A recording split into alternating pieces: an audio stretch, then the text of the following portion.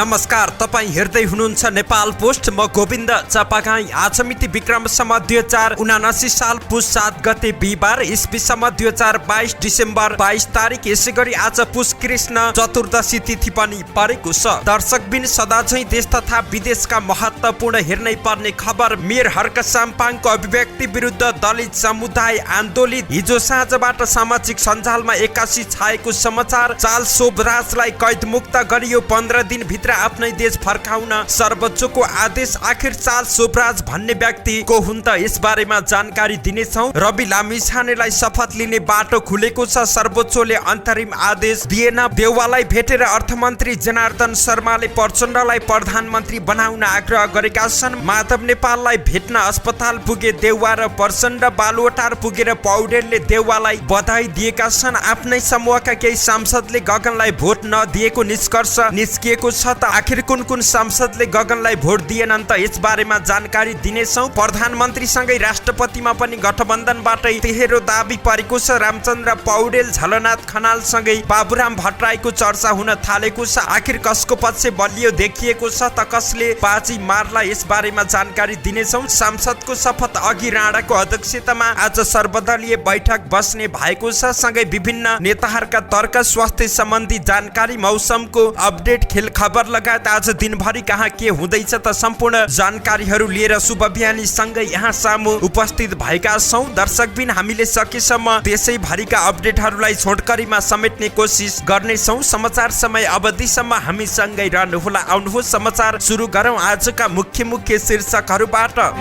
Mayor Harka साम्पाङको अभिव्यक्ति विरुद्ध दलित समुदाय आन्दोलित। चार्ल्स सोबराजलाई कैदमुक्त। 15 दिन भित्र आफ्नै देश फर्काउन सर्वोच्चको आदेश।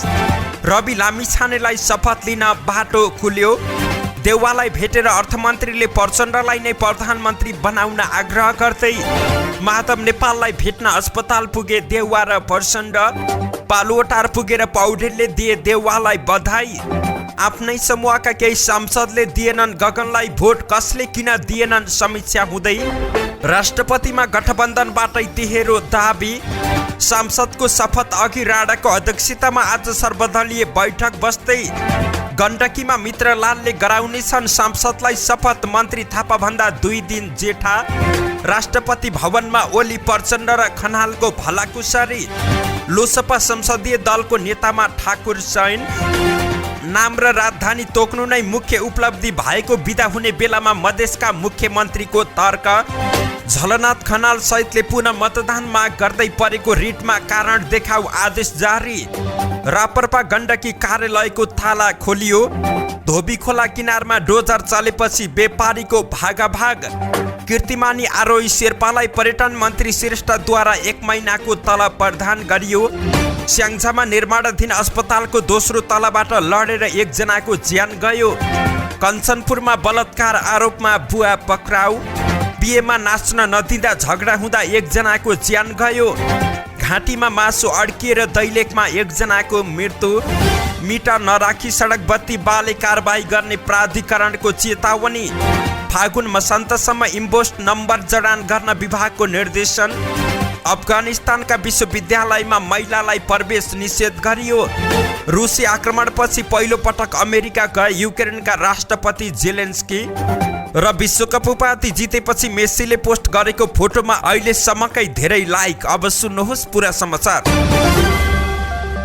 धरान उपमहानगरपालिकाका मेयर हर्क साम्पाङले दलित समुदायको प्रतिष्ठामा आँच आउने गरी फेसबुक पेजमा स्ट्याटस लेखेको तथा अभिव्यक्ति दिएको विरोधमा हिजो बुधबार माइतीघर मण्डलामा प्रदर्शन भएको छ। दलित आत्मरक्षा अभियान, चमार कल्याण समाज नेपाल, राष्ट्रिय दलित महिला, संयुक्त महिला सङ्घर्ष पुनर्जागरण पार्टी, राष्ट्रिय नागरिक पार्टी, दलित जागरण अभियान लगायत दलित अधिकार सम्बन्धी सङ्घ संस्थाले जातीय विरोध सभा आयोजना गरेका हुन्। राज्यबाट जातीय विभेद अन्त्य गर, जातीय विभेद अन्त्य गर, हर्क साम्पाङ प्रविधि मुर्दाबाद, दलित आन्दोलन जिन्दाबाद लगायत पेलेकार्ड र नारा लेखिएका ब्यानर सहित उनीहरूले विरोध गरेका छन्। प्रदर्शनकारीहरूले मेयर साम्पाङको अभिव्यक्ति विरुद्ध आपत्ति जनाएका छन्। समाजशास्त्री एवं विरोध सभाका अध्यक्ष मित्र परियारले सभालाई सम्बोधन गर्दै राज्यको नेतृत्वमा रहेको व्यक्तिबाटै दलित समुदायलाई होच्याउने प्रवृत्ति स्वीकार्य नभएको बताए। शासन गर्ने ठाउँमा बसेर अनुशासित हुन नसक्ने उहाँको प्रवृत्ति विरुद्धको विरोध हो। जात तथा समुदाय लक्षित गरेर यस्तो अभिव्यक्ति दिने विरुद्ध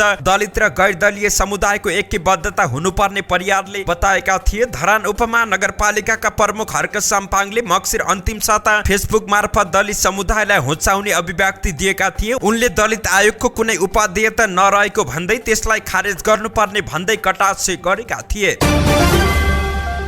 चार्ल्स सोब्राजलाई हिजो कैदमुक्त गर्न सर्वोच्च अदालतले आदेश दिएको छ। न्यायाधीश सपना प्रधान मल्ल र तिल प्रसाद श्रेष्ठको इजलासले यस्तो आदेश दिएको छ। आदेशमा सोब्राजलाई अन्य मुद्दामा कैद भुक्तानी गर्नुपर्ने अवस्था नभई हिजो मुक्त गरेको 15 दिनभित्र आफ्नै देशमा फिर्ता पठाउन भनिएको छ। सर्वोच्च अदालतका प्रवक्ता विमल पौडेलका अनुसार सोब्राजले दिएको बन्दी प्रत्यक्षीकरणको मुद्दामा इजलासले यस्तो आदेश दिएको हो। 19 वर्ष कैद सजाय भोगिसकेको र वृद्ध भएको हुँदा उनले कानुनले दिएको सुविधा पाउनुपर्ने माग गर्दै रिट दायर गरेका थिए। अमेरिकी र क्यानेडियन नागरिकको हत्यामा उनलाई नेपालमा पक्राउ गरी मुद्दा चलाइएको थियो। सोब्राजलाई 2080 असोज 1 गतेसम्म कैदमा राख्नुपर्ने देखिन्छ। आदेशमा भनिएको छ रिट निवेदक मुटुको रोगीको लागि ओपन हार्ट सर्जरी गर्नुपर्ने र हाल 78 वर्षको वृद्ध देखिएको छ। कारागार नियमावली 2020 को नियम 29(2) क ले 65 वर्ष उमेर पुगेका कैदीहरूलाई असल चालचलनको आधारमा वा ओछ्यानमा परि निको नहुने अवस्थामा पुगेको कैदीलाई 75% सम्मको कैद सजाय छुट्याउन सक्ने व्यवस्था गरेको देखिन्छ। यो सुविधा विदेशी नागरिकलाई समेत दिन सकिने देखिन्छ। हाल निजले 19 वर्ष कैद अर्थात् 95% कैद सजाय भुक्तान गरिसकेको देखिएको छ। सोब्राजले अहिले पनि 5 किसिमको औषधि सेवन गरिरहेको र सर्वोच्च अदालतबाट 2075 फागुनमा भएको परमादेश पछिको अवधिमा निजको चालचलन तथा व्यवहारमा खासै परिवर्तन हुन नसकेको भए पनि नकारात्मक कार्य गरेको भन्न सकिने अवस्था देखिन नआएको भनी केन्द्रीय कारागारले भनेको आदेशमा उल्लेख रहेको छ। त्यसैगरी भोजराजको चालचलनमा सुधार आएकाले कैद भुक्तानमा छोड दिन यसअघि 2 पटक सिफारिस गरिएको र उक्त तथ्य कारागार कार्यालयबाट असल चालचलनको आधारमा कैद मिनाको सिफारिस गरिएको देखिएको उल्लेख रहेको छ। कैद छुटको निमित्त असल चालचलन भए नभएको सिफारिस गर्ने नगर्ने, कैद छुटको निर्णय गर्ने नगर्ने सो विवेकीय अधिकार प्राप्त अधिकारीले सो विवेकीय अधिकारको प्रयोग गर्दा उत्तरदायित्व बोध तथ्यगत सन्दर्भ हासिल गर्न खोजेको उद्देश्य र कैदीको अधिकार लगायत समग्र पक्षमा हेरी निर्णय गर्नुपर्ने देखिन्छ। आदेशमा भनिएको छ आदेशमा अन्य मुद्दामा थुनमा राख्नुपर्ने नभई निजलाई हिजै कैदीबाट छाडिदिन आदेश दिएको हो। साथै 15 दिनभित्र आफ्नो देश फर्काउन आवश्यक व्यवस्था मिलाउन समेत आदेश गरिएको छ। को हुन् त चार्ल्स सोब्राज भन्ने प्रसङ्गमा चार्ल्स सोब्राज तिनै व्यक्ति हुन् जुन व्यक्तिले कुनै बेला नेपालको एयरपोर्टबाट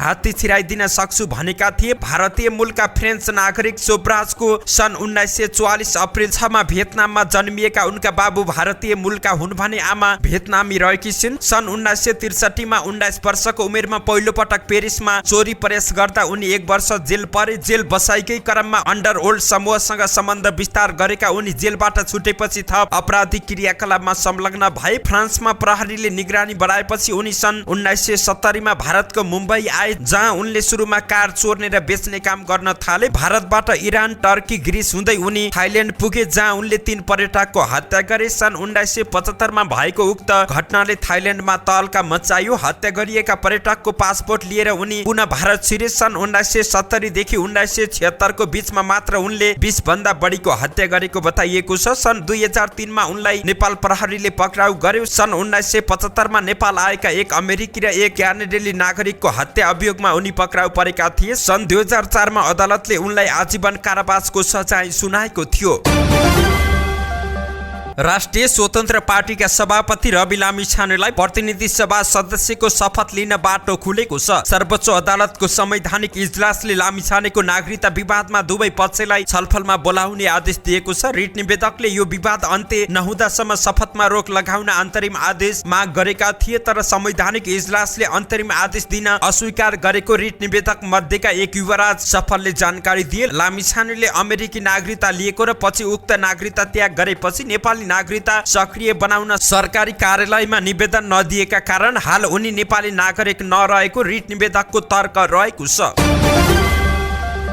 प्रधानमन्त्री शेरबहादुर देउवा र अर्थमन्त्री जनार्दन शर्मा बीच भेटवार्ता भएको छ। संसदीय दलको नेतामा चयन भए लगतै देउवालाई बधाई दिन बालुवाटार पुगेका अर्थमन्त्री शर्माले सत्ता समीकरणका विषयमा पनि छलफल गरेका छन्। यही गठबन्धनलाई जोगाउँदै नयाँ सरकार बनाउनु पर्ने अर्थमन्त्री शर्माले प्रधानमन्त्री देउवालाई सुझाव दिएका थिए। त्यसका लागि उनले माओवादी अध्यक्ष पुष्पकमल दाहाल प्रचण्डलाई पहिलो सरकारको नेतृत्व दिन आग्रह गरेका छन्। आलोपालो गर्ने विषयमा तपाईँ र हाम्रो बीच राम्रो अन्डरस्ट्यान्डिङ रहेको छ। तपाईँ पहिलो कार्यकाल प्रधानमन्त्री बन्नुभयो, अब माओवादीलाई नेतृत्व सुम्पिनुस्, त्यसपछि फेरि तपाईँको पालो त छँदैछ, अर्थमन्त्री शर्माको भनाइ उद्धृत गर्दै स्रोतले भन्यो। संसदको दोस्रो ठूलो दल नेकपा एमाले औपचारिक रूपमै प्रधानमन्त्रीको प्रस्ताव गरेपछि प्रचण्डले दूतका रूपमा शर्मालाई बालुवाटार पठाएका हुन्। प्रचण्डले देउवाको राय बुझ्न दूत पठाएको माओवादी नेताहरूको ठम्म्याइरहेको छ। माओवादी गठबन्धनलाई निरन्तरता दिन चाहन्छ, तर त्यससँगै पहिले सरकारको नेतृत्व पनि दाबी गर्छ। माओवादीका एक नेताले भने गठबन्धन बाहिर गएर पनि माओवादीले सरकारको नेतृत्व गर्ने अवसर पाइरहेको छ, तर हामी यही गठबन्धन मार्फत सरकारको नेतृत्व गर्न चाहन्छौँ। एमाले उपाध्यक्ष सुभाष नेमाङले मंगलबार खुमलटार पुगेर प्रचण्डलाई प्रधानमन्त्रीमा प्रस्ताव गरेका थिए। माओवादी अध्यक्ष प्रचण्डले पनि प्रधानमन्त्री बन्ने ठूलो आकांक्षा राखेका छन्। उनले सार्वजनिक कार्यक्रमहरूमा पनि आफू देशको प्रधानमन्त्री बन्ने उद्घोष गर्दै आएका छन्।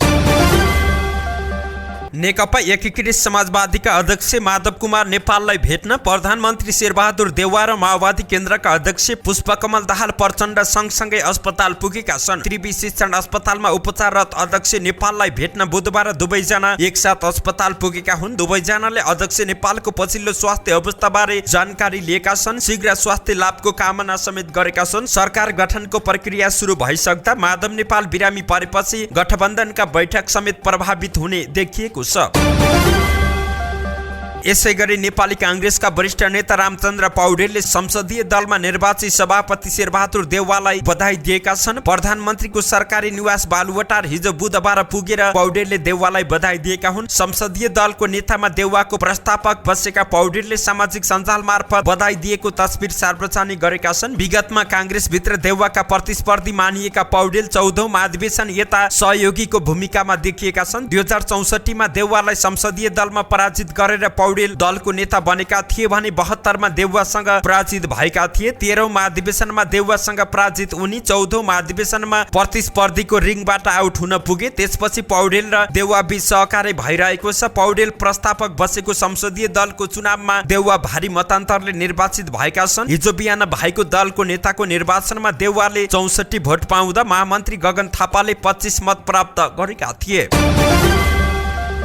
हिजो भएको निर्वाचनमा नेपाली कांग्रेसका महामन्त्री गगन थापा संसदीय दल नेताको चुनावमा पराजित भएका छन्। थापाले 25 मत ल्याउँदा अर्का उम्मेद्वार प्रधानमन्त्री समेत रहेका सभापति शेरबहादुर देउवाले 64 मत ल्याए। प्रतिनिधि सभातर्फ कांग्रेसका 89 सांसद मध्ये सबैको मत खसेको थियो। 88 जना सिंहदरबार स्थित कार्यालयमा उपस्थित भएर मतदान गरे भने सांसद माया राईले ओम अस्पतालबाट मतदान गरेकी हुन्। सभापति देउवा भारी मतसहित फेरि संसदीय दल नेता चुनिएका छन्। उनी अब गठबन्धनका तर्फबाट प्रधानमन्त्री बन्ने सम्भावना बलियो देखिएको छ। पार्टीलाई परिवर्तन र रूपान्तरण गर्नुपर्ने एजेन्डा सहित महामन्त्री गगन थापालाई संसदीय दल उम्मेद्वारमा शेखर कोइराला, धनराज गुरुङ, विश्वप्रकाश शर्मा र प्रदीप पौडेलहरूले उम्मेद्वार बनाए। थापालाई अपेक्षा अनुसार मत भने आएर निर्वाचन परिणामलाई स्वीकार गर्दै थापाले अब सांसद र महामन्त्रीको भूमिका प्रभावकारी रूपमा अघि बढाउने बताए। संसदीय दलको नेतामा पटक पटक चयन भएका सभापति देउवा यसपटक पनि निर्वाचित भएका छन्। उनलाई शुभकामना छ। उनको जिम्मेवारी अब उन्नत र गौरवमय होस्, थापाले भने। मत परिणामले पार्टीका बहुमत सांसदहरू संसदीय दललाई नयाँ रूपले सञ्चालन गर्ने आफ्नो प्रस्तावको पक्षमा नरहेको पाइएको थापाको भनाइरहेको छ। उनले सांसदहरूको मन जित्ने गरी अबका दिनमा काम गर्ने प्रतिबद्धता पनि जनाएका छन्। थापाले आफू पार्टीकै भूमिकामा सक्रिय रहने र सरकारमा नजाने बताएका छन्। बन्द कोठाभित्र कुनै सहमति हुने हो भने त्यसलाई पार्टीले नबोक्ने थापाको भनाइरहेको थियो। 6औं पटक संसदीय दलमा निर्वाचित भएका देउवाले पत्रकारहरूसँग संक्षिप्त कुराकानी गर्दै पार्टीलाई थप व्यवस्थित बनाउने बताएका छन्। संसदीय दलको मत परिणाम प्राप्त भएपछि आफ्नै समूहबाट मत नआएको भन्दै किन त्यस्तो अवस्था आयो भन्नेमा खोजी भइरहेको छ। शेखर गगन समूहमा खुलेका प्रत्यक्ष र समानुपातिक तर्फबाट निर्वाचित 32 जना सांसद रहेका थिए। यसमा विश्वप्रकाश शर्मा र प्रदीप पौडेलको नाम पनि रहेको छ। गगन शेखर समूहका सांसद मध्ये योगेश्वर चन्द थकाली, सन्तोष सालिसे, गगन थापा, राजेन्द्र कुमार केसी, हृदय राम थानी, विश्वप्रकाश शर्मा, प्रदीप पौडेल, राजेन्द्र बजगाई, दिलेन्द्र प्रसाद बडु, दिगपाल कुमार साई, देव तिमली सिन्हा, रामनाथ अधिकारी, दीपक गिरी, संजय गौतम, रामकृष्ण यादव, शेखर कोइराला, चन्द्र भण्डारी, सुरेन्द्र राज आचार्य, सुनिल कुमार शर्मा, अर्जुन नरसिंह केसी, तेजुलाल चौधरी, डिगबहादुर लिम्बू, सरिता परसाई, प्रतिमा गौतम, मैना रावल कार्की, लीला बोखिम, सपना राज भण्डारी, कुसुम थापा, मुक्ता कुमारी यादव, सीता मिजार, बिना कुमारी थनित र जीवन परियार रहेका छन्। यी 32 मध्ये 7 जनाले थापालाई मतदान गरेनन्। महामन्त्री थापालाई नेता कोइराला समूहमा रहेका बाहेक अर्का महामन्त्री विश्वप्रकाश शर्मा र नेता प्रदीप पौडेलले पनि समर्थन गरेका थिए। कोइराला समूहसँग 32 सांसद रहेका थिए। संस्थापन इतर समूहका एक नेताले भने कम्तीमा 37 मत आउने अपेक्षा थियो, तर 25 मत मात्रै आयो। आफ्नै भनिएकाहरूले मत दिएनन्। संसदीय दलको चुनावमा मतदान गर्न जाँदा सांसदहरूले मोबाइल लैजान पाउने वा नपाउने भन्नेमा हिजो बिहानैदेखि विवाद रहेको थियो। निर्वाचन समितिमा मोबाइल चलाउन दिने वा नदिने बारे दुई धारणा आएका थिए। निर्वाचन समिति सदस्य समेत रहेका प्रकाश स्नेहीले मोबाइल प्रयोग गर्न नमिल्ने अडान राखेका थिए। यो नियम केही बेर कार्यान्वयन भए पनि नेता संस्थापन समूहका नेताहरूले केही सांसदले मतदान गरेको फोटो खिचेका थिए। यसबारे महामन्त्री थापाले विरोध गरेका थिए। संस्थापन इतर समूहका एक केन्द्रीय सदस्यले महामन्त्री थापालाई ककसले मत दिएनन् र किन मत दिएनन् भन्ने बारे बुझ्ने काम भइरहेको बताए। कुनै असन्तुष्टि छ कि आर्थिक चलखेल भएको छ कि हामी सूक्ष्म रूपले बुझ्दैछौँ, ती नेताले भने। मतदान गर्न सिंहदरबार स्थित संसदीय दल आइपुगेका केही सांसदले भने परिवर्तन र रूपान्तरणका पक्षमा मतदान गर्न जनदबाब आइरहेकोमा पनि आपत्ति जनाएका थिए। परिवर्तन र रूपान्तरणका पक्षमा उभिएर महामन्त्री थापालाई मत दिनुहोस् भन्ने मेसेज रातभरि मोबाइलमा आए। त्यस्तो पनि गर्ने हामी चाहिँ परिवर्तन विरोधी हो र ती सांसदले प्रश्न गर्दै विरोध जनाएका थिए। फागुनमा चयन हुने नयाँ राष्ट्रपतिका लागि आकांक्षी नेताहरूले अहिलेबाटै दौडधुप बढाएका छन्। मक्सिर 4 को निर्वाचन परिणाम आएपछि सरकार गठन नहुँदै राष्ट्रपति पदलाई बढी नै महत्त्व दिँदै आकांक्षीहरूले दौडधुप तीव्र बनाएका छन्। अहिलेसम्मको स्थितिमा राष्ट्रपतिका लागि सत्ता गठबन्धनकै नेताहरूको तिहेरो दाबी पर्ने देखिएको छ। कांग्रेसबाट वरिष्ठ नेता रामचन्द्र पौडेल, नेकपा एकीकृत समाजवादीबाट झलनाथ खनाल र माओवादीका तर्फबाट डाक्टर बाबुराम भट्टराईको नाम भावी राष्ट्रपतिका रूपमा चर्चामा आएको छ। पौडेल र खनालले राष्ट्रपतिका लागि माहौल आफ्नो पक्षमा पार्ने प्रयास थालिसकेका छन्। नेता पौडेलले आफ्नै पार्टीका सभापति तथा प्रधानमन्त्री समेत रहेका शेरबहादुर देउवादेखि गठबन्धनका नेता माधव नेपाल र प्रचण्डलाई भेटेर यसको संकेत दिइसकेका छन्। पौडेलले यसअघि आफूलाई प्रधानमन्त्रीका रूपमा अघि सार्ने कुरा गरे पनि संसदीय दलको नेतामा देउवालाई सहजै छाडेर आफूलाई राष्ट्रपतिमा सुनिश्चित गर्ने उपाय रचेका छन्। कांग्रेस नेता कार्यकर्ताका अनुसार आफूलाई राष्ट्रपति बनाउने शर्तमा पौडेलले देउवालाई दलको नेतामा सघाएको बताइएको छ। त्यसका लागि दुई नेताबीच गोप्य सहमति भएको हुन सक्ने कांग्रेस भित्र व्यापक चर्चा रहेको छ। पौडेल बाहेक एकीकृत समाजवादीका सम्मानित नेता खनालले पनि राष्ट्रपतिमा आफ्नो स्वाभाविक दाबी रहने सार्वजनिक रूपमै बताइसकेका छन्। सोमबार मात्रै नेता खनालले अनौपचारिक कुराकानीमा राष्ट्रपतिका लागि आफ्नो सशक्त दाबी रहने बताएका थिए। यसअघि पनि गठबन्धनका नेताहरूले आफूलाई राष्ट्रपति बनाउने आश्वासन दिएकाले अहिले आफूलाई दाबी गर्न अप्ठ्यारो नहुने खनालको भनाइरहेको छ। स्वाभाविक रूपमा राष्ट्रपतिमा मेरो सशक्त दाबी रहन्छ खनालको भनाइरहेको छ। संसदको तेस्रो ठूलो दल नेकपा माओवादी केन्द्रले पनि प्रधानमन्त्री नपाए राष्ट्रपति र सभामुखमा दाबी गर्ने तयारी गरेको छ। यद्यपि माओवादीले आफ्नो बटम लाइन प्रधानमन्त्री नै बनाएको छ। यदि दलहरूबीच शक्ति बाँडफाँडका क्रममा माओवादीले प्रधानमन्त्री नपाउने अवस्था भयो भने स्वाभाविक रूपमा राष्ट्रपति र सभामुखमा दाबी गर्छ। प्रचण्ड निकट एक माओवादी नेताले भने त्यसो हुँदा गठबन्धनमा सहकार्य समेत गरेका डाक्टर बाबुराम भट्टराईलाई अघि सार्ने निश्चित देखिएको छ। प्रतिनिधि सभाका नवनिर्वाचित सांसदहरूको शपथ अघि आज प्रतिनिधि सभाका ज्येष्ठ सदस्य पशुपति शमशेर राणाको अध्यक्षतामा सर्वदलीय बैठक बस्ने भएको छ। मध्याह्न 12 बजे नयाँ बानेश्वर स्थित अन्तर्राष्ट्रिय सम्मेलन केन्द्रको लोहुसे हलमा सर्वदलीय बैठक बस्ने भएको हो। सांसदहरूको शपथ ग्रहण प्रक्रिया लगायत बैठक बस्नु पूर्व तयारीका सम्बन्धमा बैठक बस्ने संघीय संसद सचिवालयले जानकारी दिएको छ। संसदको नियमित बैठक बस्नु अघि कार्य व्यवस्था परामर्श समितिको बैठक बस्ने गरे पनि आजको बैठक त्यो रूपमा नहुने केवल शपथको बैठक सञ्चालनको बारेमा मात्र केन्द्रित हुने सचिवालयको भनाइरहेको छ। बैठकमा संसदमा प्रतिनिधित्व गर्ने 12 वटा राजनीतिक दलबाट एक जना प्रतिनिधि र 5 स्वतन्त्र सांसदहरू सहभागी हुनेछन्। सर्वदलीय बैठकमा दलका प्रतिनिधि सभाका अध्यक्ष राणा, संसद सचिवालयमा महासचिव डाक्टर भरतराज गौतम लगायत सहभागी हुनेछन्। बैठकपछि दिउँसो 1 बजेका लागि शपथ ग्रहणको कार्यक्रम राखिएको छ।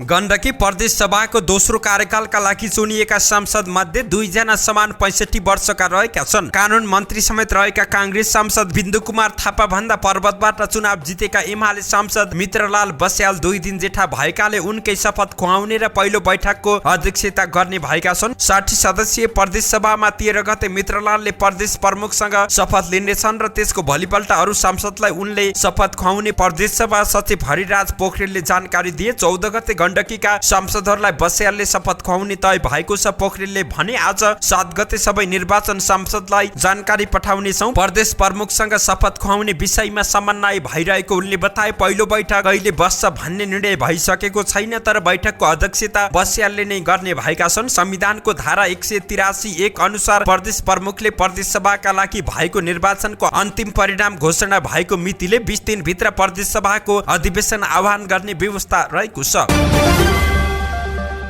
बुधबार प्रतिनिधि सभाको ज्येष्ठ सदस्य पशुपति शमशेर जबराको शपथ समारोहमा 3 पूर्व प्रधानमन्त्री केपी शर्मा ओली, पुष्पकमल दाहाल प्रचण्ड र झलनाथ खनाल एकै ठाउँमा भेटिए। राष्ट्रपति कार्यालय शीतल निवासमा आयोजित शपथ समारोहमा उनीहरू एउटै लहरमा बसेका थिए। त्यस क्रममा ओलीले प्रचण्ड र खनालसँग कुराकानी गरेका थिए। सार्वजनिक कार्यक्रममा यी नेताहरू धेरै पछि सँगै भेटिएका हुन्। चुनावपछि ओलीले फोन गरेर प्रचण्डलाई बधाई दिएका थिए। त्यसपछि उनीहरूबीच संवाद भएको सार्वजनिक भएको छैन। लोकतान्त्रिक समाजवादी पार्टी लोसपाको संसदीय दलको नेतामा पार्टी अध्यक्ष महन्त ठाकुर चयन भएका छन्। लोसपाको हिजो बुधबार बसेको संसदीय दलको बैठकबाट संसदीय दलको नेतामा अध्यक्ष ठाकुर चयन भएका हुन्। उनी महोत्तरी निर्वाचन क्षेत्र नम्बर 3 बाट निर्वाचित प्रतिनिधि सभा सदस्य रहेका छन्।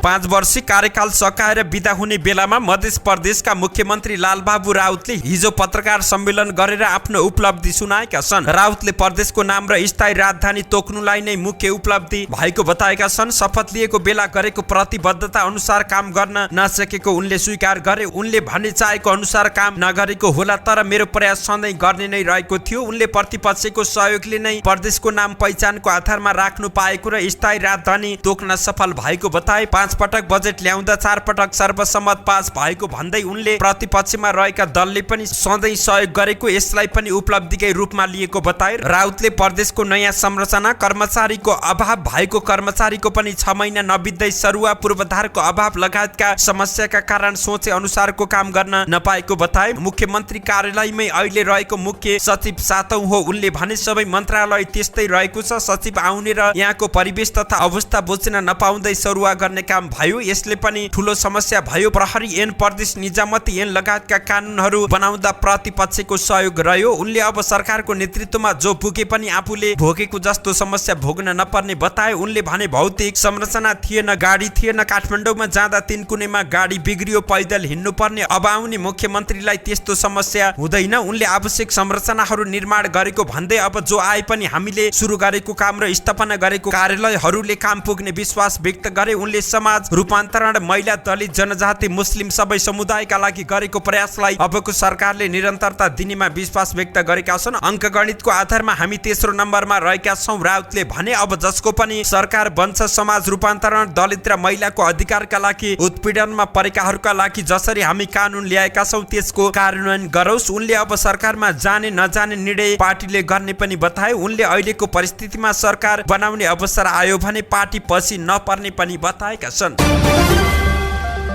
नेकपा एकीकृत समाजवादीका सम्मानित नेता झलनाथ खनाल सहितले पुनः मतदानको माग गर्दै दायर गरेको रिटमा सर्वोच्च अदालतबाट कारण देखाउ आदेश जारी भएको छ। हिजो बुधबार प्रारम्भिक सुनवाईपछि सर्वोच्चको संवैधानिक इजलासबाट कारण देखाउ आदेश जारी भएको हो। खनालले इलाम क्षेत्र नम्बर 1 राष्ट्रिय स्वतन्त्र पार्टीका गणेश पौडेलले, रूपन्देही 2 र नेकपा एमालेका उम्मेद्वार गणबहादुर थापाले बाजुरामा पुनः प्रतिनिधि सभा सदस्य निर्वाचन गराउन माग गर्दै रिट दायर गरेका थिए। यस्तै एमालेका बलदेव रेग्मीले बाजुरा खमा पुनः प्रदेश सभा सदस्य निर्वाचन गराउन माग गरेका थिए।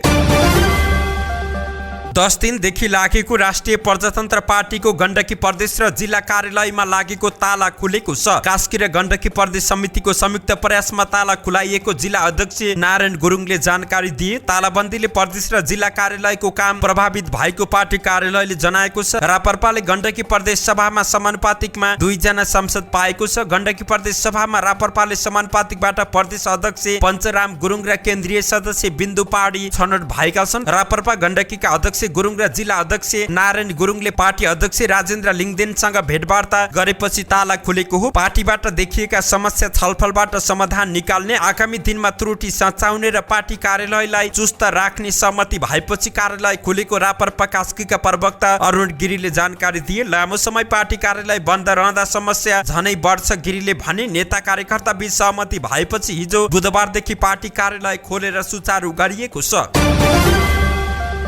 काठमाडौँको बानेश्वर स्थित धोबी खोला किनारमा अतिक्रमित संरचनामाथि काठमाडौँ महानगरपालिकाले डोजर चलाएपछि त्यस क्षेत्रमा व्यापार व्यवसाय गर्नेको भागाभाग भएको छ। महानगरपालिकाको डोजरले अतिक्रमित संरचना भत्काउन थालेपछि टहरामा व्यापार गर्दै आएकाहरूले धमाधम सामान सार्न थालेका छन्। डोजरले आफूले व्यापार गर्दै आएको र बस्दै आएको ठाउँ भत्काउने भएपछि उनीहरूले सामान सार्न थालेका छन्।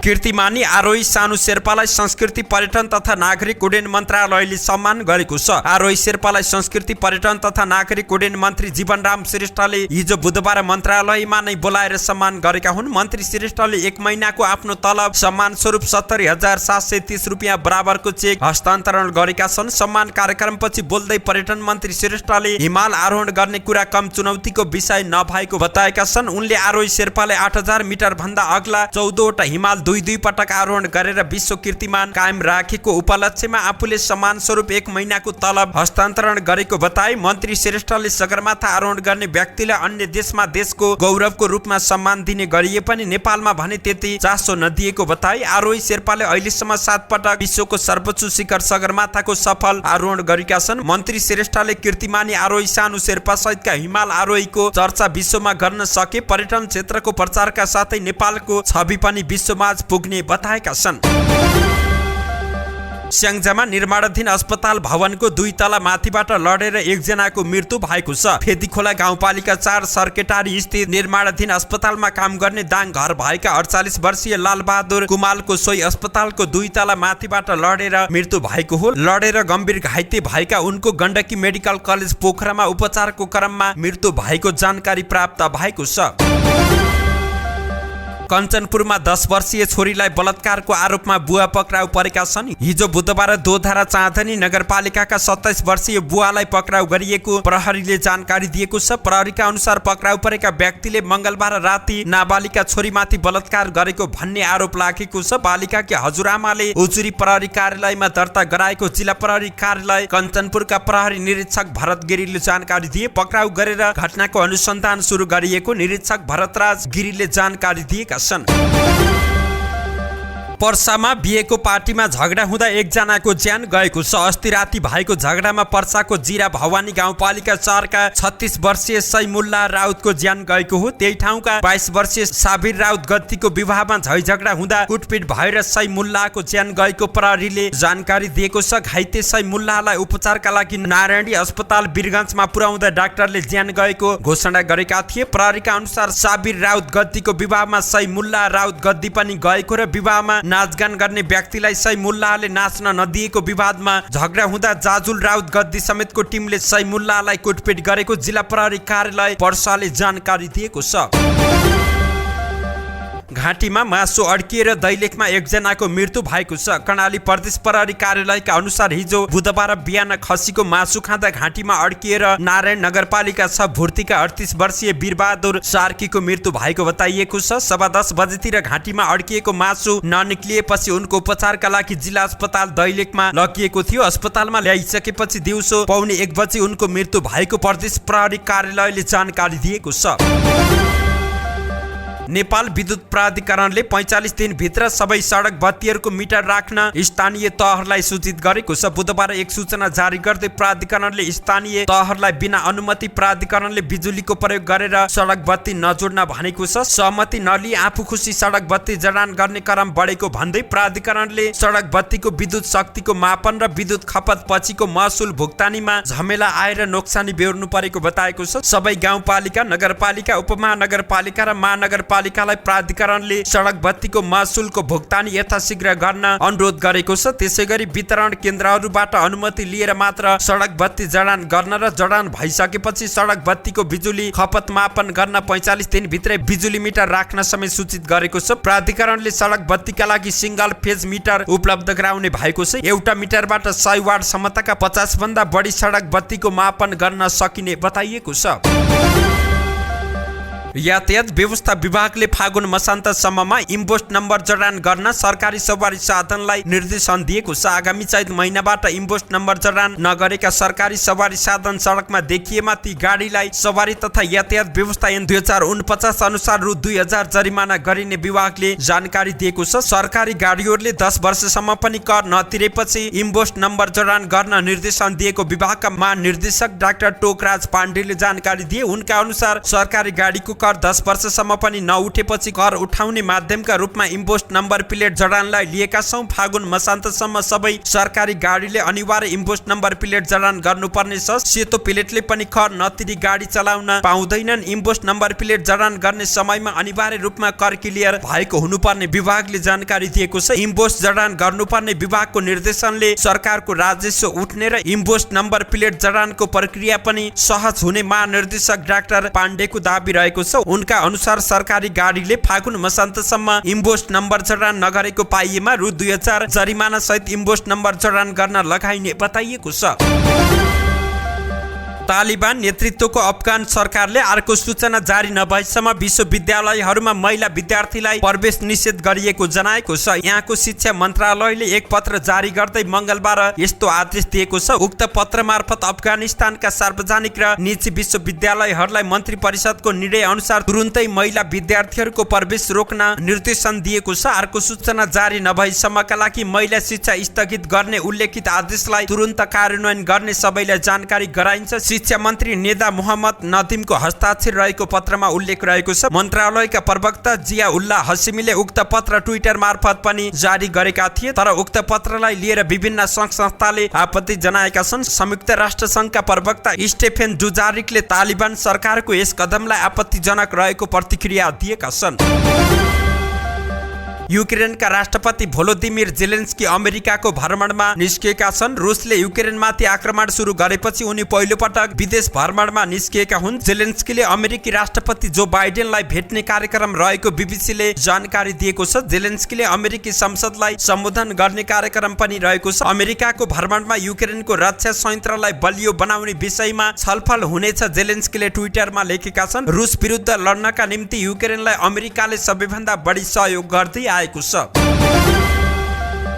र अन्तिममा जाँदा जाँदै खेल खबर। अर्जेन्टिनाका कप्तान लियोनल मेस्सीले फिफा विश्वकपको उपाधि जितेको फोटोमा अहिलेसम्मकै धेरै लाइक आएको छ। मेटा प्लेटफर्मका संस्थापक तथा प्रमुख कार्यकारी अधिकृत सीईओ मार्क जुकरबर्गले बताएका छन्, लियोनल मेस्सीले गरेको विश्वकपको पोस्टमा इन्स्टाग्राम इतिहासमा सबैभन्दा धेरै लाइक आएको छ। मेस्सीले फिफा विश्वकप ट्रफी उचालेको फोटो राखेर जुकरबर्गले लेखेका छन्, व्हाट्सएपमा पनि फाइनल अवधिभर कीर्तिमानी 2 करोड 50 लाख मेसेज प्रति सेकेन्ड आएको छ। कतारमा सम्पन्न विश्वकपमा अर्जेन्टिनाले फ्रान्सलाई पेनाल्टी सुटआउटमा 4-2 ले हराउँदै उपाधि जितेको थियो। अर्जेन्टिनाले 36 वर्षपछि पहिलो पटक उपाधि जितेको हो। अर्जेन्टिनाले यसअघि सन् 1986 मा उपाधि जितेको थियो। धन्यवाद। यस्तै ताजा समाचारको लागि नेपाल पोस्ट हेर्दै गर्नुहोला। शुभ बिहानीसँगै तपाईको दिन शुभ रहोस्। नमस्कार।